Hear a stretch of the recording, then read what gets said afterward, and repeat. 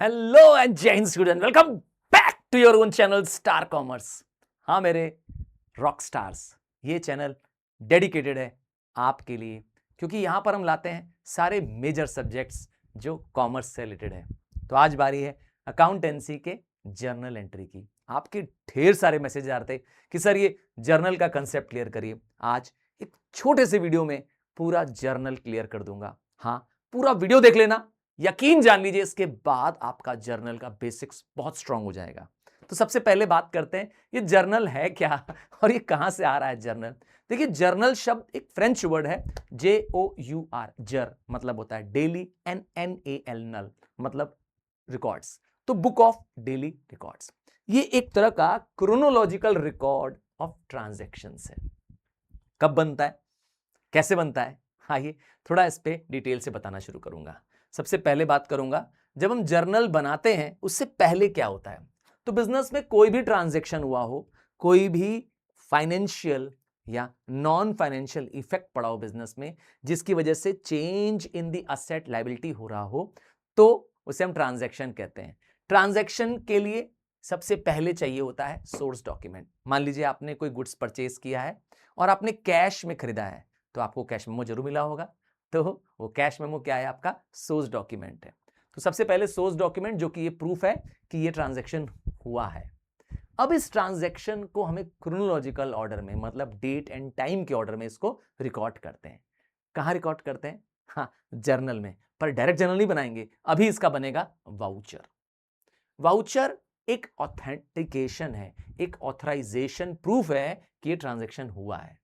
मतलब हमारे पास पहले आया ट्रांजैक्शन करने पर सोर्स डॉक्यूमेंट, सोर्स डॉक्यूमेंट को हम रिकॉर्ड करते हैं अपने एक वाउचर में, जिसमें हम डिसाइड करते हैं कि कितना डेबिट और कितना क्रेडिट होगा, और ये प्रूफ है कि ये ट्रांजैक्शन हुआ है। एंड फाइनली बनाना है पहली बुक ऑफ एंट्री, नाम है दी जर्नल। हमें बनानी है जर्नल, क्लियर है?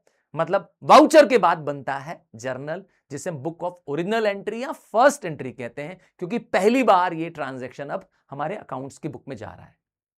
क्लियर है? अब जर्नल का एक फॉर्मेट होता है, ये फॉर्मेट आपको आना चाहिए।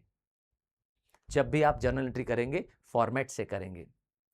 तो पहले कॉलम में डेट होगा, फिर पर्टिकुलर्स होगा, नेक्स्ट होगा LF। LF का फुल फॉर्म है लेडजर फोलियो, मतलब लेडजर का पेज नंबर, क्योंकि जर्नल लेडजर में ट्रांसफर होता है, तो किस पेज नंबर में ट्रांसफर हो रहा है, इसीलिए लेडजर फोलियो। हालांकि आपको यहां ब्लैंक छोड़ देना है, बट क्योंकि ये फॉर्मेट है तो प्लीज ऐसे ही बनेगा। हाँ, क्योंकि अभी आप लेडजर नहीं बना रहे हैं, रियल लाइफ में तो बनाना पड़ेगा। फिर आता है डेबिट के अमाउंट और क्रेडिट के अमाउंट। बात समझ में आ रही है? क्या करना है, डेट वाइज ट्रांजैक्शंस को रिकॉर्ड करना है, और हर एक ट्रांजैक्शन को बिजनेस के रिकॉर्ड करना है इस जर्नल में। अब जर्नल करने से पहले एक गोल्डन रूल है जो आपको आना चाहिए। ये बेसिक रूल है, इसके बिना आप जर्नल नहीं कर पाएंगे। सबसे पहले इस गोल्डन रूल को देखते हैं। सबसे इंपॉर्टेंट है कि आपको अकाउंट्स पहचानने आना चाहिए। क्या पहचानने आना चाहिए? अकाउंट्स। तो सर ये अकाउंट वर्ड बहुत बार आ रहा है ना? तो अकाउंट है क्या? अकाउंट है क्या? तो अकाउंट एक प्लेस है। सही सुन रहे हो, अकाउंट एक प्लेस है। सर कैसी प्लेस है, आओ दिखाएं। ये एक टी शेप है। सर ये कहां अकाउंट है? अभी बन रहा है, देखिए। मान लीजिए मैंने नाम लिखा इसमें कैश अकाउंट। तो एक अकाउंट के दो हैंड्स होते हैं। Debit side represents the left side, ठीक है? लेफ्ट वाले साइड को हमेशा डेबिट कहा गया है। तो इसका उल्टा कर दीजिए, इसका उल्टा कर दीजिए, राइट साइड को कहा गया क्रेडिट। ठीक है? क्या rules of debit and credit by star commerce, हाँ आपने देखा है? नहीं देखा है तो प्लीज चेक करिएगा, मैंने उस पर डिटेल में कहा है कब डेबिट होती है चीजें, कब क्रेडिट होती है, ये पहचानना आपका आसान हो जाएगा उससे। मेरा हम्बल रिक्वेस्ट है कि प्लीज उसको जरूर देखिए। अब बात करते हैं, तो ये तो हो गया अकाउंट। मतलब अकाउंट एक प्लेस है जहां उस अकाउंट से रिलेटेड जो भी ट्रांजैक्शन होंगे उसको रिकॉर्ड करते हैं। तो लेफ्ट में रिकॉर्ड करेंगे तो डेबिट ट्रांजैक्शन होगा, राइट में रिकॉर्ड करेंगे तो क्रेडिट ट्रांजैक्शन होगा। अब अकाउंट्स तीन टाइप के होते हैं। क्या? हाँ, collection of accounts is called as ledger. अब अकाउंट 3 टाइप के होते हैं। पहला बात करते हैं, अकाउंट्स बात करते हैं। तो पहला अकाउंट है पर्सनल अकाउंट। ये व्यक्तियों के लिए अकाउंट होता है। हाँ, अकाउंट्स में व्यक्ति फर्म को भी कहते हैं और व्यक्ति इंसान को भी कहते हैं। मतलब कौन कौन से व्यक्ति हो सकते हैं? पहला हो सकता है नेचुरल पर्सन, जैसे कि मैं और आप, मतलब वो लोग जो लिविंग है ना। अब इसमें रमेश, सुधा, ये कौन है? नेचुरल पर्सन है। दूसरा कौन हो सकता है? दूसरा हो सकता है इसमें आर्टिफिशियल पर्सन। सर ये कौन से पर्सन होते हैं? देखिए, हमारी लॉ, हमारे देश का कानून कहता है कि बिजनेस एंटिटी एक सेपरेट पर्सन की तरह है।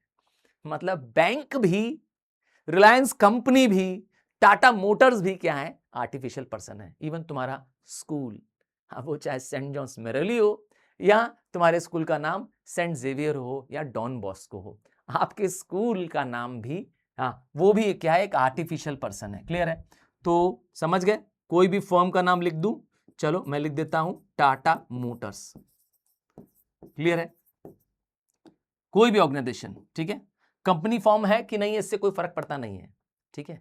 अब आता है तीसरा और आखिरी टाइप, इसमें रिप्रेजेंटेटिव। ये पर्सन के बदले आते हैं। इनमें कैपिटल अकाउंट आता है जो कि ओनर को रिप्रेजेंट करता है। हाँ, मालिक जो पैसा या प्रॉपर्टी बिजनेस में इन्वेस्ट करता है उसे कहते हैं कैपिटल। और ड्राइंग भी, ठीक है, ये रिप्रेजेंटेटिव अकाउंट है। और क्या आता है? अकाउंट में, पर्सनल रिप्रेजेंटेटिव अकाउंट में आता है प्रीपेड्स और आउटस्टैंडिंग्स। सब प्रीपेड जब हम पैसा समय से पहले दे दें तो प्रीपेड, और अगर नहीं दें, समय बीतने के बाद तक ना दें, तो उसे कहते हैं आउटस्टैंडिंग। क्लियर है? तो ये है हमारे तीनों पर्सनल अकाउंट्स। लिख दिया? क्लियर हो गया आपका? मैंने आपके एग्जाम्पल के लिए इसको यहां पे मेंशन कर दिया। तो इन तीनों के लिए एक गोल्डन रूल है। हाँ, मतलब इन तीनों के लिए एक गोल्डन रूल, मतलब डेबिट और क्रेडिट का रूल है। और वो रूल क्या है? Debit the receiver, credit the giver. क्या मेरे साथ बोलोगे?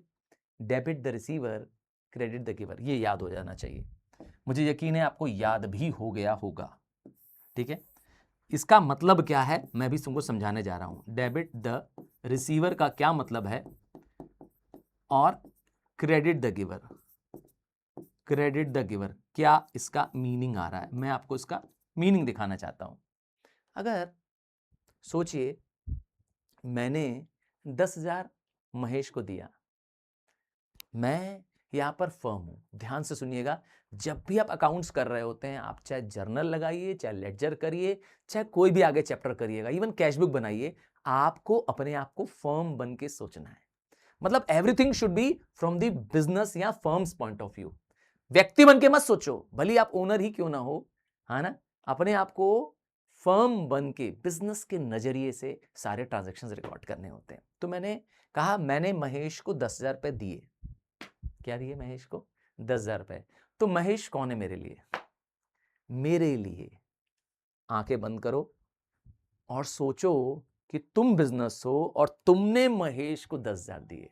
तुम महेश तुम्हारे लिए क्या है? तुम तो बिजनेस हो, अपने बारे में मत सोचो। यू आर फाइनल, तुम फाइनल हो, तुम बिजनेस हो, ये तो पक्का है। अपने बारे में नहीं सोचना है। तुमने जिसको दिया, हाँ, तुमने जिसको दिया वो कौन है? तो डेबिट द रिसीवर। बात समझ आ गई? महेश डेबिट होगा क्योंकि तुमने महेश को 10,000 दिए। क्योंकि तुम तो फर्म हो, तुम तो डेफिनाइट हो ही, मुझे पता ही है और तुम्हें भी पता चल चुका है। पर जिसको तुम दे रहे हो व्यक्ति को, उसके बारे में सोचना है। अब याद रखोगे? चलो एक और एग्जांपल पूछते हैं। तुमने बैंक से 10,000 रुपए निकाले। क्या? तुमने अपनी स्टेट बैंक से 10,000 रुपए निकाले। फिर मैंने कहा तुम तो फर्म हो ना। अरे भाई, तुम रॉकस्टार नहीं हो इस समय, तुम अपने आप को फर्म समझो। क्लियर? तो तुम फर्म हो, तुमने बैंक से, स्टेट बैंक से मैंने कहा फॉर एग्जांपल 10,000 निकालो। और बैंक भी क्या होती है? पर्सन होती है। याद है मैंने कहा था ना, बैंक भी पर्सन होती हैं। तो पर्सन है तो इस समय बैंक क्या है? रिसीवर तो है नहीं, बैंक तुम्हें दे रही है, तो क्रेडिट द गिवर। क्लियर है? समझ में आ गया? तुम कौन हो? तुम फर्म हो। अपने बारे में मत सोचो, जिस पर्सन से तुम डील कर रहे हो वो कौन है, रिसीवर है कि गिवर है। अब क्लियर है रूल? अब नहीं मिस हो रहा होगा पक्का। अब मेरे इतने इंपैक्ट करने पे तो नहीं भूलोगे। अब आते हैं दूसरा, और वो है कौन सा अकाउंट? दूसरा अकाउंट है रियल अकाउंट। देखिए रियल अकाउंट को कई बार बोला गया परमानेंट अकाउंट। क्या? हाँ, ये वो अकाउंट है जो रियली एग्जिस्ट करता है, इसकी मॉनेटरी वैल्यू होती है, इसको असेट लायबिलिटी या कैपिटल में इफेक्ट करता है, और ये लॉन्ग मतलब इनफाइनाइट चलता रहता है, क्लोजिंग यूजुअली नहीं होती है, इसका बैलेंसेस निकलता रहता है। हाँ, बेच न दे तब तक नहीं होगी। अब इसके अंदर आता है, रियल अकाउंट के अंदर दो ब्रॉड टाइप आते हैं। पहला आता है टेंजिबल और दूसरा आता है इनटेंजिबल असेट्स। ठीक है, क्योंकि इन सब की वैल्यू होती है मार्केट में, इसीलिए इनको रियल अकाउंट्स कह रहे हैं। हाँ, इनको मैंने कहा बैलेंस शीट में शो भी करना होता है, टेंजिबल और intangible assets. Again tangible assets जिनको आप छू सकते हैं, जिनका कोई फिजिकल एग्जिस्टेंस है, इसीलिए इसका नाम है टेंजिबल। अब आप इसमें फर्नीचर जोड़ दीजिए, है ना, फर्नीचर जोड़ दीजिए, प्लांट मशीनरी जोड़ दीजिए, इक्विपमेंट जोड़ दीजिए, ये सब आपके क्या हैं? टेंजिबल हैं। तो इनटेंजिबल क्या है आपके पास? इनटेंजिबल है आपके पास गुडविल है, इनटेंजिबल में आपके पास कॉपीराइट है ना, पेटेंट्स हैं, बहुत सारे इनटेंजिबल असेट्स है। हाँ, इनटेंजिबल इसलिए क्योंकि आप इनको छू नहीं सकते हैं, इनका कोई फिजिकल एग्जिस्टेंस नहीं है। ठीक है, अब इनके लिए क्या रूल है? इनके लिए रूल है debit what comes in, debit what comes इन। ध्यान रखिएगा कैश भी इसी का पार्ट है। क्या? कैश भी टेंजिबल असेट है, ध्यान दीजिएगा, करंट असेट के रूप में है कैश। हाँ, कैश भी क्या है? रियल है। तो डेबिट व्हाट कम्स इन और क्रेडिट व्हाट गोज आउट। जब जब ये आपके बिजनेस में आ रहे होंगे तो आप इनको डेबिट करेंगे, और आपके बिजनेस से जा रहे हैं तो आप क्रेडिट करेंगे। मैंने फर्नीचर परचेज किया 10,000 का। क्या? मैंने फर्नीचर परचेज किया 10,000 का, तो क्या होगा? बहुत सिंपल है, फर्नीचर परचेज किया फॉर ₹10,000। आपको क्या देखना है? आपको देखना है ये एक ट्रांजैक्शन है, इस ट्रांजैक्शन में दो कम से कम अकाउंट होंगे। एक दिख रहा है फर्नीचर खुद, दूसरा दिख रहा है 10,000। तो ये फर्नीचर क्या है? फर्नीचर रियल है। कैश क्या है? ये भी रियल है। तो आपको पहले क्या देखना है? पहले एक ट्रांजैक्शन में यही कि कौन से दो अकाउंट हैं जो इस ट्रांजैक्शन के अंदर हैं, पहले पहचानना है। फिर उसका पहचानना है कि वो कौन से टाइप ऑफ अकाउंट है। जैसे मेरे एग्जांपल में दोनों रियल हैं, फर्नीचर भी एक रियल अकाउंट है क्योंकि मैंने कहा एक असेट का नाम है फर्नीचर, और कैश भी रियल है। ठीक है, तो ये समझ में आ गया। अब आपने आइडेंटिफाई कर लिया, अब क्या करेंगे? अब ये देखेंगे रियल अकाउंट का क्या रूल अप्लाई हो रहा है। क्या हो रहा है? तुम कौन हो? मैंने कहा था हम कौन है। हाँ, मैं कौन हूं? मैं जब ट्रांजैक्शन कर रहा हूं तो मैं बिजनेस हूं, मैं फर्म हूं, तो मैं फर्नीचर परचेज कर रहा हूं, तो फर्नीचर क्या हो रहा है? बिजनेस में आ रहा है, और रूल क्या है? डेबिट व्हाट कम्स इन। जबकि कैश क्या हो रहा है? ऑब्वियस बात है, कैश बिजनेस से जा रहा है, क्रेडिट व्हाट गोज आउट। तो हम फॉर्मेट के अंदर लिखेंगे, हमेशा पहले debit, furniture account debit, furniture account debit ₹10,000। क्यों डेबिट में लिखा? क्योंकि बताया फर्नीचर रियल है और हमारे बिजनेस में आ रहा है, debit what comes in. Real का रूल लगाएंगे, रियल है तो रियल का रूल लगाएंगे, पर्सनल का रूल नहीं लगा सकते। दूसरा, कैश जा रहा है तो टू कैश अकाउंट ₹10,000। आपने ध्यान से देखना है कि हमेशा डेबिट बैलेंस पहले लिखते हैं, डेबिट का अमाउंट पहले लिखते हैं, और डेबिट वर्ड लिखना कंपलसरी है। ठीक है, और क्रेडिट को बाद में लिखते हैं, और टू लिखना कंपलसरी है। ठीक है, क्रेडिट में CR नहीं लिखते, ध्यान दिया आपने, टू लिख देते हैं तो समझ जाते हैं क्रेडिट बैलेंस है। ठीक है, और एवरी डेबिट, जितने का डेबिट है, अगर डेबिट में 10,000 है तो क्रेडिट में भी 10,000 होगा। डबल एंट्री सिस्टम यही कहता है ड्यूअल रिकॉर्ड्स होने चाहिए, दो एस्पेक्ट पर अफेक्ट पड़ेगा। हर ट्रांजैक्शन दो एस्पेक्ट पे एफर्ट डालेगी और दोनों के टोटल्स हमेशा मैच करने चाहिए। डेबिट का बैलेंस क्रेडिट के बैलेंस के बराबर होना चाहिए, है ना। यहां समझ में आ गया। इसके नीचे हमको लिखना होता है नरेशन। नरेशन क्या होता है? इसी ट्रांजैक्शंस को आप अपने वर्ड्स में लिख सकते हैं ताकि लेटर ऑन हम इसको पढ़ के भी क्या कर सकेंगे, इसका मीनिंग डिकोड कर लेंगे। ठीक है, जैसे हम लिख सकते हैं स्टार्टिंग बीइंग करके, being furniture purchased in cash. तो अगर आपको नहीं आ रहा है इसको लिखने के लिए तो आसान तरीका क्या है, वापस क्वेश्चन में लाइन बीइंग लगा के लिख दो। हाँ, वैसे तो नहीं आने की कोई चीज है भी नहीं। यहां तक क्लियर हुआ? आपने अभी एक देखा ट्रांजैक्शन, अब एक और ट्रांजैक्शन दिखा रहे हैं, इसी से मिलता जुलता ट्रांजैक्शन है, थोड़ा ध्यान से देखिएगा। क्या कर रहे हैं? सोल्ड मशीनरी, ध्यान से देखिएगा क्या करने जा रहे हैं। सोल्ड मशीनरी टू गोपाल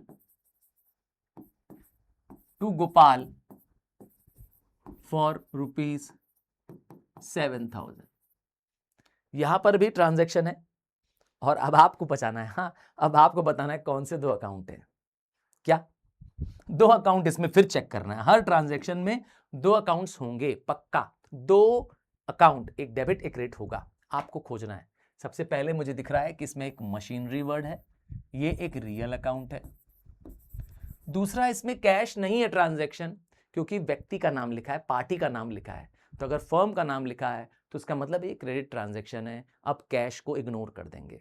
ठीक है, जब कैश होता और पार्टी का नाम भी होता तो पार्टी को इग्नोर कर देते। याद रखो इस बात को। मतलब अगर लिखा होता पर sold goods to Gopal for ₹7,000 cash, तब हम गोपाल को इग्नोर कर देते क्योंकि पैसा तो मिल रहा है। पर यहां पर पैसा मिल ही नहीं रहा है, तो हमें व्यक्ति को याद करना है, व्यक्ति का नाम रिकॉर्ड मेंटेन करना है कि तुझसे पैसा लेना है। अब समझ में आया क्यों गोपाल को लिखना जरूरी है इस समय? क्योंकि गोपाल को उधार बेच रहे हैं। तो जब उधार बेच रहे हैं तो पर्सनल अकाउंट खुलेगा, कैश बेचेंगे तो या खरीदेंगे तो पर्सनल अकाउंट नहीं खुलेगा। ठीक है, तो यहां पर ये क्या है? पर्सनल अकाउंट है, क्योंकि एक रियल पर्सन है। ठीक है, तो अब आपको क्या लगाना है? इसमें पर्सनल अकाउंट का रूल लगाना है, इसमें रियल अकाउंट का रूल लगाना है। मशीनरी हम बेच रहे हैं और रियल अकाउंट का रूल क्या होता है? डेबिट व्हाट कम्स इन और क्रेडिट व्हाट गोज आउट। क्योंकि मैं मशीनरी बेच रहा हूं, मैं गोपाल नहीं हूं। ध्यान दीजिएगा, मैं ये सोचो, मैं फर्म हूं, तो मैं मशीनरी बेच रहा हूं। थोड़ी देर के लिए कल्पना करो ना, आंखें बंद कर लो, मैं मशीनरी बेच रहा हूं, तो मशीन जा रही है, मुझे मशीन जाते हुए दिख रही है। बात समझाया? तो यहां पर मशीन क्या हो रही है? क्रेडिट, क्योंकि क्या रूल है? रियल अकाउंट का रूल है क्रेडिट व्हाट गोज आउट। दूसरा, ये गोपाल कौन है? अगर मैं मशीन बेच रहा हूं तो गोपाल पर्सन है, तो पर्सन में क्या रूल लगेगा? Debit the receiver. गोपाल मेरी मशीन रिसीव कर रहा है, तो यहां पर गोपाल डेबिट हो जाएगा। और ऐसे भी पहचान लो कि अगर एक क्रेडिट मिला है तो अगला क्या होगा? डेबिट ही होगा। ऐसे भी पहचान लिया करो। एक ट्रिक ये भी है कि अगर आपको डेबिट पहले पता चल गया है तो इसका मतलब अगला क्रेडिट ही होगा। ठीक है, अब लिखेंगे कैसे? आगे लिखते हैं, लिखेंगे Gopal account debit, Gopal account debit कितना? 7,000। पहले मैंने बताया था डेबिट ही लिखते हैं। और to machinery account, to machinery account, machinery में भी 7,000। नरेशन नीचे लिख देंगे, being machinery sold to Gopal. क्या कहते हो? है ना आसान? है ना आसान? तो ये रूल है हमारे पर्सनल और रियल अकाउंट्स के। अब आपको ले चलते हैं तीसरा और आखिरी अकाउंट। हाँ, अभी तो दो ही अकाउंट बताया था, मैंने कहा था 3 अकाउंट्स होते हैं, तीसरा अकाउंट भी जानना जरूरी है। और तीसरा अकाउंट है नॉमिनल अकाउंट। नॉमिनल अकाउंट नाम का अकाउंट होता है, नेम ऑफ इनकम और एक्सपेंस होता है। ये एक नॉन परमानेंट अकाउंट होता है। क्या? ये नॉन परमानेंट अकाउंट होता है। और क्या खास बात है इस अकाउंट की? इस अकाउंट की खास बात है कि ये हाँ, वैसे आप स्क्रीनशॉट लेना चाहते थे, ले लो, स्क्रीनशॉट ले सकते हो आप, और लिख लोगे तो मैं कहता हूं ज्यादा फायदा होगा। यस, जितना आप लिखेंगे, कहते हो कि मुझे पता है, कोई बात नहीं, फिर लिख। हाँ, जितनी बार लिखते हैं उतना आप और बेटर होते हैं। खैर, यहां पर हम कर रहे हैं तीसरा और आखिरी अकाउंट, नाम है नॉमिनल अकाउंट। नॉमिनल अकाउंट एक नॉन परमानेंट अकाउंट है, यूजुअली इसका effect profit and loss account में आता है। हाँ, ये बेनिफिट हम यूजुअली साल भर के अंदर ले लेते हैं। ये नॉमिनल अकाउंट्स में एक्सपेंसेस और इनकम्स आती हैं हमारी, बिजनेस के होने वाले खर्चे हम एक्सपेंस कहते हैं, जिसको उसे यहां रिकॉर्ड करते हैं, या इनकम बिजनेस में होने वाली कमाई। अब क्या क्या एग्जांपल हो सकता है, आपका परचेज भी एक एक्सपेंस है, ध्यान रखिएगा, तो सैलरी देना भी एक एक्सपेंस है, एडवर्टीजमेंट करवा देना भी एक एक्सपेंस है, ठीक है, और रेंट इलेक्ट्रिसिटी बिल भी एक एक्सपेंस है। ये क्योंकि फर्म पे करती है और इसका बेनिफिट उसके अंदर ही ले लेती है। जबकि इनकम क्या है, वो पैसा, वो रेवेन्यू जो फर्म जनरेट कर रही है, जैसे कि सेल्स करना, सेल्स फर्म के लिए इनकम है। अगेन कमीशन रिसीव्ड, कमीशन का क्रेडिट बैलेंस, या इंटरेस्ट ऑन ड्राइंग, हाँ इंटरेस्ट ऑन ड्राइंग फर्म की इनकम है। या डिस्काउंट रिसीव, जब हम गुड्स बेचते हैं, गुड्स का पेमेंट करते हैं खरीदने पर, और हमें उसमें सेलर क्या करता है, डिस्काउंट दे देता है। बैड डेब्ट भी आपका एक तरह का एक्सपेंस या लॉस हो सकता है। तो आपके एक्सपेंसेस और लॉसेस, डेबिट और इनकम्स और गेन्स क्रेडिट, याद रखेंगे। अब आते हैं बैड डेब्ट का, तो मैंने बताया कि एक लॉस है, पैसा डूब गया है, और उसका उल्टा हो सकता है बैड डेब्ट रिकवर्ड। हाँ, इसका क्या रूल है, debit all expenses and losses, debit all expenses and losses, अगर कोई एक्सपेंस हुआ है, फर्म का कोई नुकसान हुआ है, तो डेबिट कर दो, और credit all incomes and gains, firm को अगर कोई फायदा मिला है, कोई लाभ मिला है ना, तो आप उसको क्रेडिट कर दीजिए। सैलरी पेड कर दिया हम लोगों ने, क्या सैलरी पेड कर दिया, तो क्या करेंगे, आओ देखें, लिखते हैं, सैलरी पेड टू रमेश ₹7,000। तो अब फिर से दो तुम्हें क्या करने हैं, इसमें अकाउंट खोजने हैं इस ट्रांजैक्शन में। पहला ट्रांजैक्शन में जो मुझे वर्ड दिख रहा है वो है सैलरी। सैलरी अभी बताया एक नॉमिनल अकाउंट है, और नॉमिनल अकाउंट में भी एक्सपेंस है, तो ये डेबिट हो जाएगा। डेबिट इसलिए हो जाएगा क्योंकि हम सैलरी दे रहे हैं, मैं फर्म हूं, मैं रमेश नहीं हूं। यहां पर रमेश को इग्नोर करना पड़ेगा। क्यों सर, यहां रमेश को क्यों नहीं लिखेंगे, क्योंकि हम पैसा दे रहे हैं, उधार नहीं है। उधार ट्रांजैक्शन चाहे उधार लेना चाहे उधार देना, यस, दोनों में पार्टी का नाम, पर्सनल अकाउंट को मेंशन करना जरूरी है, क्योंकि ताकि हम बाद में उनसे पैसा रिकवर कर सके। पर पैसा तो हम दे ही दे रहे हैं ना, पेड कर दे रहे हैं ना, तो इसका मतलब ये पैसा कैश है, इसका मतलब ये कैश है, और कैश हम रिकॉर्ड करेंगे, व्यक्ति को रिकॉर्ड नहीं करेंगे, व्यक्ति का अकाउंट रिकॉर्ड नहीं करेंगे। जब जब ऐसा होगा ध्यान दीजिएगा, ठीक है ना, पैसा दे देने की वजह से व्यक्ति को इग्नोर कर देंगे, ठीक है। उधार होता है तो लिखते हैं व्यक्ति का नाम। तो यहां पर salary paid to rupees 7,000 cash, cash मेरा क्या है, ये 7,000 है, और कैश एक रियल अकाउंट है, कैश एक रियल अकाउंट है। रियल अकाउंट में पैसा जा रहा है, डेबिट व्हाट कम्स इन होता है, पर क्योंकि ये पैसा कैश जा रहा है तो ये क्रेडिट हो जाएगा, तो ये क्रेडिट हो जाएगा। आइए तब क्या रिकॉर्ड करेंगे, आइए रिकॉर्ड करेंगे salary account debit, salary account debit. Salary debit बता ही दिया क्यों है, क्योंकि एक एक्सपेंस का नाम है, और ₹7,000 डेबिट वाले साइड में, और टू कैश अकाउंट 7,000 क्रेडिट वाले साइड में लिख देंगे। नरेशन आप जानते ही हैं, सिंपल वर्ड्स में लिख देंगे। इतना क्लियर है, ये 3 अकाउंट्स बेसिक अकाउंट से क्लियर हैं। ये है ट्रेडिशनल मेथड जो आपको अच्छे से आना चाहिए। क्लियर है, ये जो मैंने बताया आपको ट्रेडिशनल मेथड बताया, बेसिक है बताया, ये अच्छे से आना चाहिए, इसलिए बता रहा हूं ताकि आपके पास कंसेप्ट हो। अब मैं आपको एक मॉडर्न मेथड भी बताने जा रहा हूं। फिर से देखिएगा, अकाउंट्स का, जर्नल एंट्री का मॉडर्न मेथड। मॉडर्न मेथड में कहा गया है कि अगर हम अकाउंट्स को 5 हिस्सों में डिवाइड कर सकते हो तो पहला नाम है, ये देखिए, पहला नाम है असेट्स और एक्सपेंस। बिजनेस में जितने भी प्रॉपर्टीज आपके पास हैं जो आप ओन कर रहे हैं, लैंड, बिल्डिंग, प्लांट, कैश, ये आपके असेट्स हैं। और बिजनेस में जो आपको पेमेंट्स करनी पड़ती है, जो आप गुड्स और सर्विसेज खरीदते हैं, उसका पैसा देना पड़ता है, वो एक्सपेंस है। तो जब भी ये डेबिट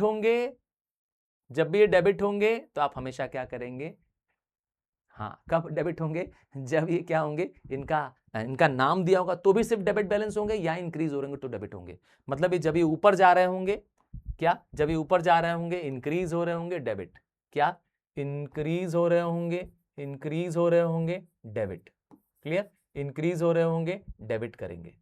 और इसका उल्टा, इसका मतलब है आपका एक्सपेंस या असेट डिक्रीज हो रहा हो, आपने असेट बेच दिया, एसेट घट गया, तो क्रेडिट। ठीक है, तो क्रेडिट कब करेंगे, जब ये डिक्रीज हो। देखिए एरो नीचे दिखा रहा है ना, ये क्या रिप्रेजेंट कर रहा है, डिक्रीज को। क्लियर है, इधर आ जाइए, ये है मॉडर्न मेथड। ठीक है, अब क्या है, अगर लायबिलिटी, कैपिटल और इनकम या रेवेन्यू, ठीक है ना, हाँ, लायबिलिटीज मतलब जो पेमेंट्स हैं हमारी, जैसे बैंक लोन, ये बढ़ जाए, कैपिटल बढ़ जाए, कोई इनकम बढ़ जाए, तो बढ़ेगी तो क्रेडिट बैलेंस, इंक्रीज होने पे क्रेडिट बैलेंस। ये लोग हमेशा हमेशा क्या होते हैं, क्रेडिट बैलेंस होते हैं। कौन कौन, लायबिलिटी, कैपिटल और रेवेन्यूज हैं, इनकम्स जो भी बोले, इनको हम क्या करते हैं, क्रेडिट बैलेंस करते हैं। जबकि इनके डिक्रीज होने पे इन्हें क्या करते हैं, डेबिट कहते हैं। क्लियर है, ये रूल क्लियर है। आइए अब आपको इस रूल के बेसिस पे दिखाते हैं जो हम लोग ने ट्रांजेक्शन्स किया था। Clear, modern transactions, modern rule के बेसिस पे ट्रांजेक्शन्स देखते हैं जल्दी से। आइए फटाफट देखते हैं। सबसे पहले हमने बताया कि हम फर्नीचर खरीद रहे हैं। ठीक है, फर्नीचर कितने का है, मैंने कहा फर्नीचर खरीद रहे हैं 10,000 रुपए का। तो फर्नीचर परचेज हो रहा है, 10,000 का, है ना, क्या मैंने बोला, परचेज हो रहा है फर्नीचर फॉर ₹10,000। तो अब मॉडर्न रूल क्या कहता है कि असेट है ये, है ना, तब ये कहता है ये असेट है। और असेट्स क्या होते हैं, असेट्स बढ़ रहे होते हैं, असेट्स इंक्रीज कर रहे होते हैं तो डेबिट। क्या, फर्नीचर जो है मेरा इंक्रीज हो रहा है, तो इसीलिए फर्नीचर क्या है, असेट है, और असेट इंक्रीज हो रहा है तो डेबिट। क्लियर, असेट है और असेट इंक्रीज हो रहा है तो डेबिट। जबकि कैश भी मेरा असेट है, और कैश क्या हो रहा है, डिक्रीज हो रहा है तो क्रेडिट। तो जनरेटिव बन गई। यहां तक समझ में आया कैसे हमने अप्लाई किया मॉडर्न रूल। फर्नीचर और कैश दोनों ही असेट्स थे, असेट का रूल हमने अप्लाई कर दिया। इंक्रीज हो रहा था, बढ़ रहा था, इसीलिए मैंने डेबिट कहा, और ये डिक्रीज हो रहा था तो इसलिए कह दिया क्रेडिट। क्लियर है, बात समझ में आ गई है। आइए अब आपको ले चलते हैं इसके आगे, बेसिक्स के थोड़ा सा आगे ले चलते हैं, कुछ टिपिकल एंट्रीज भी दिखा देते हैं। ठीक है, ये रहा मॉडर्न पाथ और हमारा ओल्ड पाथ। ठीक है, मतलब ट्रेडिशनल और मॉडर्न तरीका। रेंट पे कर रहे हैं, अब रेंट पे कर रहे हैं तो रेंट मेरे लिए एक एक्सपेंस है ना, ठीक है, रेंट मेरे लिए एक्सपेंस है, और एक्सपेंस क्या होता है, डेबिट। तो इसीलिए बन गया रेंट अकाउंट डेबिट 10,000। हाँ, ये ट्रांजेक्शन देखो, क्लियर। दूसरा क्या है, इसमें पेमेंट हो रही है, पैसा जा रहा है, मतलब कैश है। कैश क्या है, मेरे रियल अकाउंट है, कैश मेरे रियल है, और गोज आउट हो रहा है, गोज आउट द क्रेडिट, तो हो गया। ठीक, ये तो हो गया on the basis of the traditional. अब मॉडर्न के बेसिस पे देखें, मॉडर्न के बेसिस में रेंट एक एक्सपेंस है, एक्सपेंस बढ़ रही है, और एक्सपेंस और असेट्स दोनों क्या होते हैं, डेबिट बैलेंस होते हैं। असेट्स और एक्सपेंस बढ़ रहे हैं तो डेबिट बैलेंस है, याद है, तो डेबिट में रिकॉर्ड कर देंगे। और क्या हो रहा है, कैश मेरा असेट है, असेट्स मेरा कम हो रहा है क्योंकि हम कैश दे रहे हैं। भाई मैं फर्म हूं, कैश दे रहा हूं, तो कैश जा रहा है, कम हो रहा है तो क्रेडिट। क्लियर है, दोनों पॉइंट ऑफ व्यू से मैंने तुम्हें समझा दिया, ट्रेडिशनल मेथड से भी और मॉडर्न मेथड से भी। क्लियर है, आइए अब आगे ले चलते हैं, इसके आगे ले चलते हैं, एक एग्जाम्पल से देखते हैं, डॉली की कहानी देखते हैं। एग्जाम्पल दे रहा हूं डॉली का, ऐसे ही समझाने के लिए कि मान लो एक डॉली है, लड़की है, उसने 1 लाख रुपए से बिजनेस स्टार्ट किया। तुमको डॉली नहीं बनना है, नहीं, तुम्हें फर्म बन के सोचना है, तुम वो फर्म हो जो डॉली ने स्टार्ट किया। तो ये जो बिजनेस स्टार्ट वर्ड आता है ना, या तो स्टार्ट वर्ड हो, क्या, या कमेंस वर्ड हो, क्या स्टार्ट या कमेंस, ठीक है ना। इसमें जब ये वर्ड आ जाया करे तो समझ जाए, क्योंकि कीवर्ड है कैपिटल। क्या कीवर्ड है? कैपिटल। और कैपिटल तुम्हारा एक क्रेडिट बैलेंस है, तुम्हारी एक लायबिलिटी है, इंटरनल लायबिलिटी है, ठीक है। और लायबिलिटीज बढ़ रही हैं इसीलिए क्रेडिट। तो कैपिटल कहां लिखा हमने? क्रेडिट में। अब क्या आ रहा है? पैसा बिजनेस में आ रहा है। तुम बिजनेस हो, तुम फर्म हो, पैसा 1 लाख रुपया आ रहा है। और कैश क्या है? असेट्स है। असेट्स इंक्रीज होते हैं तो डेबिट, या तो ये तरीका है, और या तो मैंने कहा debit what comes in, real account का रूल चलेगा, debit what comes in, cash आ रहा है डेबिट।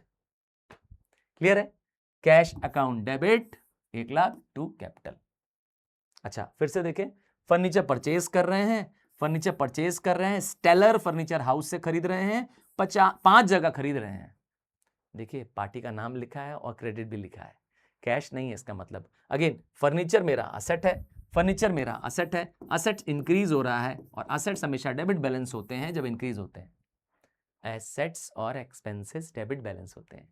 और ऐसे भी देख लेंगे, असेट्स क्या है? रियल होते हैं, रियल होते हैं तो डेबिट व्हाट कम्स इन, ठीक है। नरेशन लिखना नहीं भूलना है, बता दे रहे हैं तुम्हें हर बार। अच्छा स्टेलर फर्नीचर हाउस का नाम क्यों लिख रहे हैं? क्योंकि उधार में है, पार्टी का नाम लिखना पड़ता है, टू स्टेलर फर्नीचर हाउस, ठीक है। क्रेडिट में क्यों लिखा? क्योंकि क्रेडिट द गिवर, यहां पे रूल क्या चलेगा? Credit the giver. क्यों सर ये क्यों रूल चलेगा? क्योंकि ये एक पर्सनल अकाउंट है, और पर्सनल अकाउंट का रूल क्या है? Debit the receiver, credit the giver. तो ये मुझे दे रहा है, मैं फर्नीचर ले रहा हूं, मैं हूं वो फर्म, याद है ना। तो ये मुझे फर्नीचर दे रहा है। बात समझ आ गई है? यहां तक क्लियर है? चलो 1-2 ट्रांजैक्शन और देखते हैं, फिर तुम्हें कहूंगा प्रैक्टिस करना है। मान लीजिए हमने गुड्स परचेज किया, देखिए 2 तरह के डिस्काउंट मिलेंगे। एक मिलेगा ट्रेड डिस्काउंट। सर ये कैसा डिस्काउंट होता है?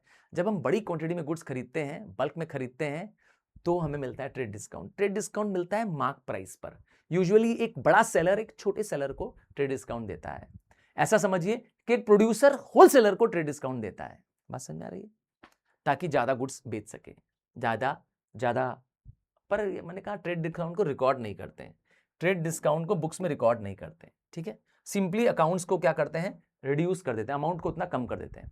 जबकि दूसरा होता है cash discount.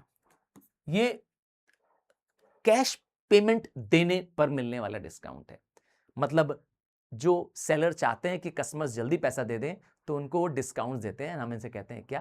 Cash discount. Cash discount early cash पाने के लिए देना होता है, जल्दी कैश चाहिए, और कैश डिस्काउंट को रिकॉर्ड करते हैं। अब चाहे डिस्काउंट रिसीव हो, चाहे डिस्काउंट अलाउड हो, दोनों केस में ये ट्रांजैक्शंस रिकॉर्ड होगा। ध्यान रखेंगे, डिस्काउंट कैश के साथ रहता है। अगर डेबिट है तो डिस्काउंट भी डेबिट, और अगर क्रेडिट है तो हाँ कैश क्रेडिट है तो डिस्काउंट भी क्रेडिट। याद रखेंगे क्या? कैश और डिस्काउंट साथ रहते हैं, इस बात का ध्यान रखना। अब मैं एक को ट्रांजैक्शन लिख रहा हूं transaction purchase goods for rupees 60,000, purchase goods for rupees 60,000 list price, 60,000 list price, 10% trade discount, 10% trade discount and 3% cash discount. Clear? ये है हमारा ट्रांजैक्शन। तो इसमें दोनों है, ट्रेड डिस्काउंट भी है और कैश डिस्काउंट भी है। तो पहले ट्रेड डिस्काउंट को कम कर देंगे। तो अगर 60,000, 60 बोला क्या? 54,000, हाँ 54 कर देता हूं, 54,000 का सामान है, लिस्ट प्राइस उसकी ये है। लिस्ट प्राइस मतलब मार्क प्राइस होता है भाई, जो टैग लगा होता है। तो इसका 10% कितना आएगा? 5,400 आएगा। तो 54,000 में से 5,400 माइनस कर दीजिए, क्योंकि इस अमाउंट को आपको शो नहीं करना है। ट्रेड डिस्काउंट के अमाउंट को सीधे रिड्यूस कर देते हैं। अब पेमेंट कितना करना है? 48,600 माइनस कर दिया, बचा 48,600। यही मेरा एक्चुअल परचेज है। अब जितना हम पैसा देंगे उस पे लगेगा कैश डिस्काउंट। इस पे मत लगा देना कैश डिस्काउंट, ना ना ना। कैश डिस्काउंट कैश वाले अमाउंट पे देता है। तो मेरा कैश पेमेंट कितना है? 48,600। 48,600 पर 3% का कैश डिस्काउंट, मतलब 3% ऑफ 48,600 मल्टीप्लाई करेंगे तो मेरे पास क्या आ जाएगा, कैश डिस्काउंट आ जाएगा। कितना आ रहा है, 3 6 जा 18 का 8, 3 8 जा 24, 125 का 5 बाकी 2, 3 4 जा 12 to 14, 1458 माइनस कर देंगे। 1458 क्यों माइनस कर देंगे, क्योंकि ये कैश डिस्काउंट है और कैश डिस्काउंट को शो करते हैं। बचेगा बैलेंस मेरे पास 47,142। अब रिकॉर्ड कैसे करेंगे, जनरेटरी कैसे बनेगी, आइए इसकी जनरेटरी दिखा देते हैं आपको। इसकी जनरेटरी बनेगी परचेज अकाउंट डेबिट, ठीक है, और हम परचेज सिर्फ इतने का शो करेंगे, इसको शो नहीं करेंगे। कितने का परचेज दिखाएंगे, 48,600 का, टू कैश और to discount receive. To cash account, cash में आएगा मेरे पास कितना, 47,16142, ठीक है, और डिस्काउंट रिसीव में आ जाएगा मेरे पास 1458, ठीक है, 1458। क्लियर है, ये है हमारी जनरेटरी। देखा, जहां पर कैश है वहीं पे डिस्काउंट है। और डिस्काउंट रिसीव क्यों हो रहा है, क्योंकि हम अब बचा हुआ पैसा दे रहे हैं तो डिस्काउंट मिल रहा है, तो रिसीव, और डिस्काउंट रिसीव मेरी इनकम है। और कैश क्यों क्रेडिट में है, क्योंकि यहां पर कैश रियल अकाउंट है और कैश क्या हो रहा है, हम पेमेंट करेंगे, कैश गोज आउट हो रहा है। यहां क्लियर है, समझ में आ गया। ऐसी एंट्री को हम कहते हैं कंपाउंड एंट्रीज, जिसमें एक डेबिट और क्रेडिट से ज्यादा है। एक सिंगल डेबिट और एक सिंगल क्रेडिट होता तो अभी तक हम कर रहे थे सिंपल जर्नल एंट्री। अब एक डेबिट और एक क्रेडिट से ज्यादा है, मतलब more than one debit and credits हैं, तो इसे हम कहते हैं कंपाउंड एंट्री। क्लियर है, ये एक कंपाउंड एंट्री है। समझ में आ गया। बैंक को कभी भी, बैंक को जब भी आप रिकॉर्ड करें तो एज अ पर्सन ट्रीट करें। ध्यान दीजिएगा, बैंक एक व्यक्ति है। क्यों, क्योंकि बैंक एक आर्टिफिशियल पर्सन की तरह है, और रूल वही है, debit the receiver, credit the giver. तो अगर हम बैंक में पैसा जमा कर रहे हैं तो बैंक डेबिट हो जाएगी, बैंक में चेक जमा कर रहे हैं तो बैंक डेबिट हो जाएगी, और बैंक मेरे बदले डिविडेंड कलेक्ट कर रहा है मेरे बदले। हाँ, डिविडेंड वो होता है जो कंपनीज हमें देती हैं, हमारे शेयर्स पे मिलने वाला प्रॉफिट। तो ये क्या हो जाएगा, bank debit debit debit. Clear.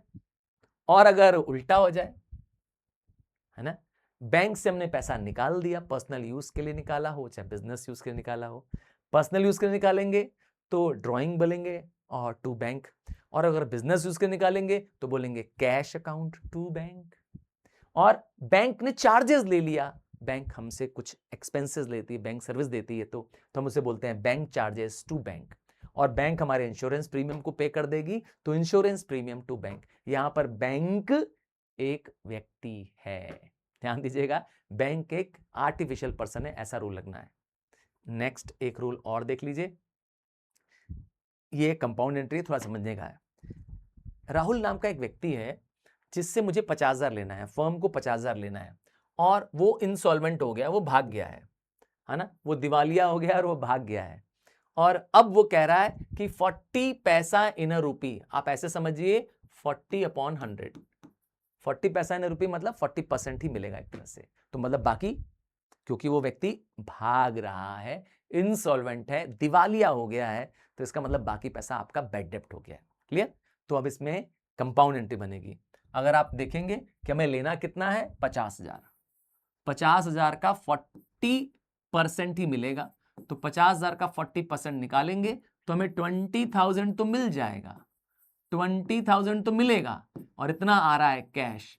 Cash एक रियल अकाउंट है, हाँ, कैश एक रियल अकाउंट है, और कैश जब आता है तो डेबिट व्हाट कम्स इन। तो बचा कितना, 30,000 नहीं मिलेगा, ये मेरा एक लॉस है, ये मेरी एक नुकसान है, बैड डेब्ट है, और लॉसेस हमेशा क्या होते हैं, डेबिट बैलेंस। ठीक है, बैड डेब्ट हो गया, पैसा डूब गया, इसीलिए डेबिट बैलेंस। और टोटल कितना है, व्यक्ति कौन है, राहुल। राहुल कौन है, राहुल एक पर्सन है, राहुल एक पर्सन है, और यहां पे क्रेडिट द गिवर हो जाएगा, क्योंकि राहुल इसमें हमें क्या कर रहा है, पैसा दे रहा है।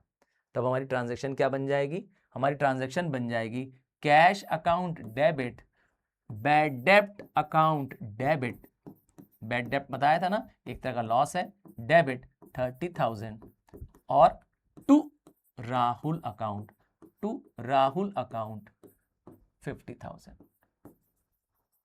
Clear? To Rahul account, clear है? हाँ, मनी लॉस्ट को मैंने प्रॉपर टर्म यूज किया, बैड डेब्ट यूज बोला। क्लियर है? एक ऐसा रूल बताने जा रहा हूं जो अब तुम्हें बहुत अच्छे से करना चाहिए, क्योंकि ये रूल बहुत बार परेशान करता है। हाँ, मैंने बताया परचेज करते हैं, तो परचेज करना तो बिजनेस में नॉर्मल काम है, पर गुड्स खरीदने में परचेज वर्ड यूज करते हैं। असेट्स परचेज करते हैं तो उसको परचेज नहीं बोलते हैं। आइए मैं दिखाऊं उसको क्या कहना चाहता हूं, थोड़ा ध्यान से देखिएगा। अगर मैंने क्या लिखा, मैंने लिखा परचेज गुड्स फॉर ₹500, एक ही एंट्री हो गई। दूसरा लिखा परचेज गुड्स फॉर ₹700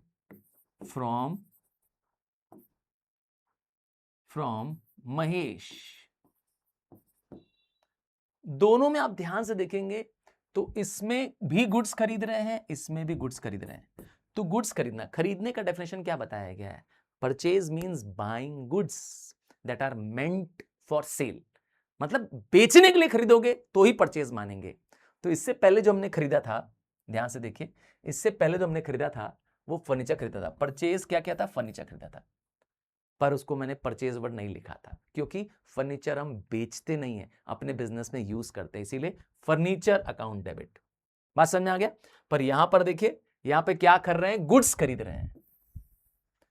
रहे हैं, तो आपको क्या ध्यान देना है कि परचेज मेरा एक नॉमिनल अकाउंट है, परचेज मेरा एक एक्सपेंस है, और एक्सपेंस हमेशा डेबिट होता है। और क्योंकि कैश जा रहा है, कैश मेरा रियल अकाउंट है, और रियल अकाउंट में क्रेडिट व्हाट गोज आउट। ठीक है? तो अब एंट्री क्या हो जाएगी? आपकी एंट्री हो जाएगी परचेज अकाउंट डेबिट। आपने देखा गुड्स वर्ड नहीं लिख रहे हैं, ठीक है? Purchase account debit to cash account, कितना? ₹500। नरेशन आप लिख देंगे। इसमें क्या खास बात है? इसमें भी गुड्स खरीद रहे हैं, तो ये परचेज एंट्री है, क्योंकि गुड्स खरीदना ही परचेज माना जाता है, क्योंकि ये गुड्स वो हैं जिसमें हमारा बिजनेस रेगुलरली डील करता है। अगर मेरी कपड़े की दुकान है तो कपड़ा या क्लॉथ मेरे लिए क्या है? परचेज है। मेरी फर्नीचर की दुकान है, हाँ, मेरी फर्नीचर की दुकान है, तो फर्नीचर मेरे लिए क्या है? गुड्स है। बात समझ आ गई ना? तो जिसमें हम रेगुलरली डील करते हैं, तो ये परचेज मेरा क्या है? परचेज मेरा एक एसेट एक्सपेंस है, और एक्सपेंस आ रहा है, मतलब एक्सपेंस बढ़ रहा है, तो परचेज अकाउंट डेबिट।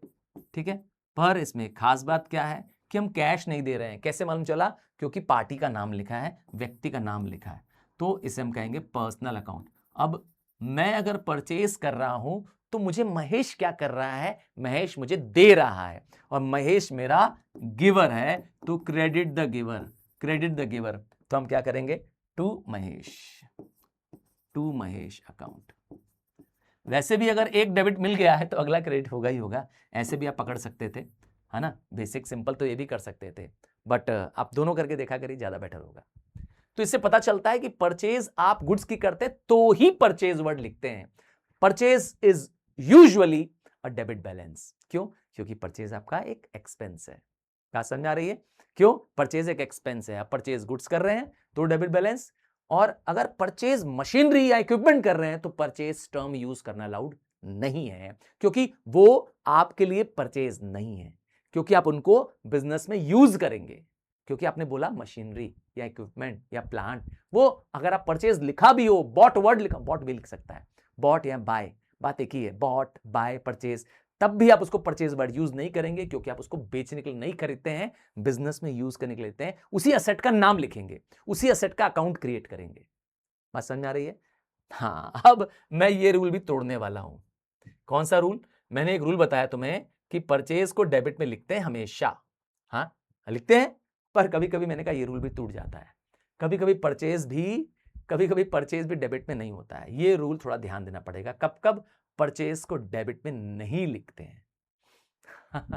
अभी तो बताया कि purchase is an expense as a debit balance, पर कभी कभी क्या होता है, कुछ ऐसे ट्रांजैक्शंस होते हैं जिसमें आपका परचेज, ये एक स्पेशल ट्रांजैक्शन है, थोड़ा ध्यान से देखना पड़ेगा। देखिए, अगर आप के ओनर ने क्या किया, गुड्स विड्रॉ कर लिया, याद रखिएगा कैश नहीं, गुड्स विड्रॉ किया, समझ आ रहा है, तो ड्रॉइंग क्या हो जाएगा, डेबिट हो जाएगा और परचेज क्रेडिट हो जाएगा। अगर फ्री सैंपल्स आपने बांट दिया, फ्री सैंपल मतलब अपने गुड्स को सैंपल के रूप में बांटना, तो क्या आप एडवर्टाइजमेंट करना चाहते हैं, तो फ्री सैंपल्स तुम्हारे खर्चे हैं, एक्सपेंस है, पर टू परचेज हो जाएगा, परचेज क्रेडिट हो जाएगा। या आपने चैरिटी में, दान में क्या कर दिया, किसी को अपना गुड्स ही दे दिया। मान लीजिए कि तुम्हारे वुलन क्लोथ्स की तुम्हारी दुकान है, हाँ, ऊन के कपड़ों की, मान लेते हैं स्वेटर, जैकेट, शॉल, कंबल की तुम्हारा शोरूम है, एग्जांपल है। ठंडी पड़ रही है और तुमने इस बार क्या किया, गरीबों को थोड़ा सा अपनी तरफ से पुराने कंबल दान कर दिए, तो तुम्हारा गुड्स घट रहा है, तुम्हारा वो जो स्टॉक जो तुम बेचने के लिए रखे हो वो बाहर जा रहा है, परचेजेस तुम्हारी कम हो रही है। ठीक है, इसीलिए क्या करते हैं, चैरिटी अकाउंट डेबिट, क्योंकि तुम दान में गुड्स दे रहे हो, पैसे नहीं दे रहे हो। पैसे दे रहे होते तो मैं बोलता charity account debit to cash, यहां पे बोलेंगे charity account debit to purchase. और इसी तरह से लॉस बाय थेफ्ट हो जाए, आग लग जाए और आपके गुड्स जल जाए, या चोरी सामान की हो जाए।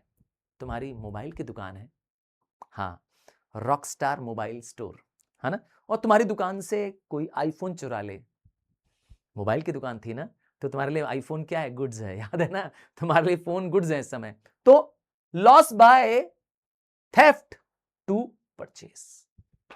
बात समझ आ गई है, क्यों परचेज क्रेडिट हो जा रहा है, क्योंकि आपके गुड्स क्या हो रहे हैं, कम हो जा रहे हैं।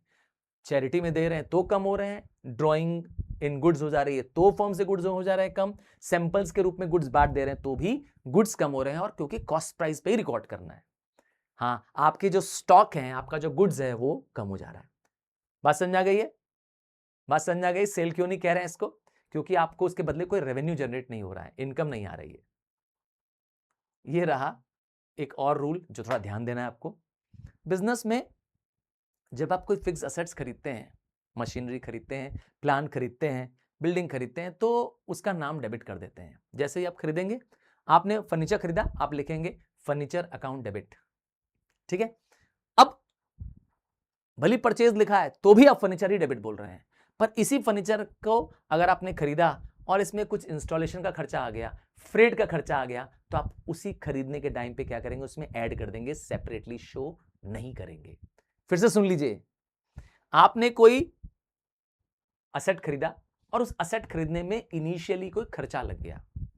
मैं एग्जांपल देता हूं, तुमने एक एसी परचेज किया, हाँ, एसी ले लिया 30,000 रुपए का, हाँ, अपने कमरे के लिए, अपने अपने ऑफिस के लिए, अपने अपने बिजनेस के लिए ले लिया, हाँ, और एसी इंस्टॉल करने में 2,000 रुपए खर्चा आ गया, 30,000 का एसी था, 2,000 इंस्टॉलेशन का खर्चा आ गया, तो अब तुम बोलोगे एसी अकाउंट डेबिट 32,000। बात समझ में आया क्या कहना चाहते हैं। इसमें एक और एग्जांपल दिया है कि आपने एक स्कूटर खरीद लिया और 2,000 रुपया उसमें और खर्चा आ गया स्कूटर खरीदने के बाद, हाँ, स्कूटर पे पेपर वर्क हो गया, डॉक्यूमेंटेशन हो गया, उस पर खर्चा आ गया, तो अब स्कूटर की कीमत 52,000 हो गई। बात समझ में आ गया। तो जब भी कोई एसेट खरीदेंगे, स्टार्टिंग में होने वाले उस पर रिपेयर, इंस्टॉलेशन, स्टार्टिंग में जो भी खर्चे हो रहे हैं उसके साथ, पर बाद में जब हम बिजनेस यूज चल रहा है, ऑपरेशंस चल रहे हैं, और बाद में कोई खर्चा होता है, जैसे रिपेयर्स का खर्चा हो रहा है, मेंटेनेंस का खर्चा हो रहा है, तो रिपेयर अकाउंट डेबिट करेंगे। जैसे आपकी कार है और कार आप बिजनेस रोड पे चल रही है, कारोबार कर रही है, मतलब बिजनेस में यूज हो रही है, अब उसमें खर्चा आ रहा है, कार को सर्विसिंग करानी है कि नहीं करानी है, तो उसका क्या करेंगे, repair account debit to cash, पैसा कैश में दे रहे हो टू कैश। और अगर असेट्स की वैल्यू आपको पता ही है, at the year and drop होती है, हाँ, आपके टेंजिबल असेट्स क्या होते हैं, साल दर साल उनकी वैल्यू घटती रहती है, हम उसे कहते हैं depreciation, that is loss in the value of the tangible assets, है ना, हम इन्हें कहते हैं डेप्रिसिएशन। और डेप्रिसिएशन क्या है, एक तरह का नुकसान है, पर ये नॉन कैश एक्सपेंस है, क्योंकि एक्चुअली में किसी को कैश दे नहीं रहे हो, तो ये एक तरह का लॉस है, debit on losses to asset. याद रखिए, असेट्स आपके कम हो रहे हैं, इसीलिए टू असेट्स क्रेडिट में जा रहा है। और हो सकता है आपने असेट्स प्रॉफिट में बेच दिया हो, तो profit on the sale of asset credit हो जाएगा, और अगर लॉस में बेच दिया है तो loss on the assets debit हो जाएगा। ये रूल किसके साथ अप्लाई होगा? असेट्स के साथ अप्लाई होगा, मतलब टेंजिबल असेट्स कोई भी हो उनमें ये रूल अप्लाई होगा। यहां तक क्लियर है? एब्सोल्युटली क्लियर है। आइए एक रूल और देख लें, इंटरेस्ट ऑन कैपिटल। देखिए कैपिटल वो पैसा था जो मालिक का था, मेरा नहीं था। मतलब मैं फर्म हूं, मेरा पैसा नहीं है, तो मुझे अब मालिक को ब्याज देना है, तो मेरे लिए एक्सपेंस है। ध्यान दीजिए, मैं फर्म हूं, मैं बिजनेस हूं, बार बार मैं बोलूंगा, हाँ, तो बिजनेस को लिए एक्सपेंस है, तो interest on capital account debit to capital. Capital मालिक की और बढ़ रही है क्योंकि ये भी एक्चुअल कैश नहीं जा रहा है।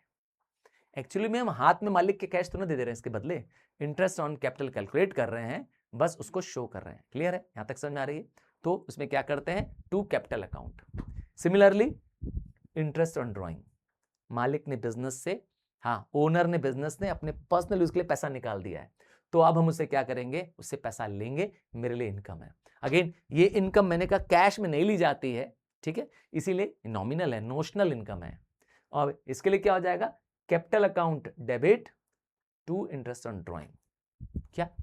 हाँ, वैसे इसको ड्रॉइंग अकाउंट डेबिट भी कह सकते थे, क्योंकि पैसा कैपिटल से कम हो जाता है, वहां ड्रॉइंग भी लिख सकते हैं, drawing account debit to interest on drawing. हाँ, टू क्यों आ रहा है इंटरेस्ट ऑन ड्रॉइंग के आगे? क्योंकि मैंने कहा ये मेरी इनकम है।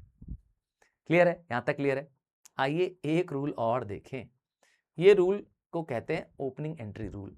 जब बिजनेस में पहली एंट्री, फर्स्ट एंट्री, जैसे हम कहते हैं ओपनिंग एंट्री, मान लीजिए 1 अप्रैल को बिजनेस स्टार्ट हो रहा है और उसकी खूब सारी एंट्रीज दी हुई है, खूब सारे असेट्स दिए हुए हैं, कैश दिया हुआ है, बैंक दिया हुआ है, मशीनरी दिया है, डेटर्स दिया हुआ है, बहुत सारे एसेट दिए हैं, सबको debit debit debit debit debit debit में रिकॉर्ड करते जाओ। और उसी के साथ ही पहली ही एंट्री में, जिसको कहते हैं ओपनिंग एंट्री, इस पहली एंट्री में क्या दिया हुआ है? कुछ लायबिलिटीज भी दी हुई है। तो मैंने कहा सारे assets debit debit debit debit debit debit, पर कुछ मैंने कहा लायबिलिटीज भी दी है, जैसे क्रेडिटर्स दिया है, ठीक है, जैसे बिल्स पेबल दिया हुआ है, पर ये जो वैल्यू है, जो क्रेडिटर्स और बिल्स पेबल की वैल्यू है, ये असेट्स के बराबर नहीं है। और एक रूल है कि all assets is equal to capital plus liability. Rule है ये वाला। क्या चीज? हमारे असेट्स किसके बराबर होते हैं? सारी कैपिटल और प्लस सारी लायबिलिटी के बराबर होते हैं।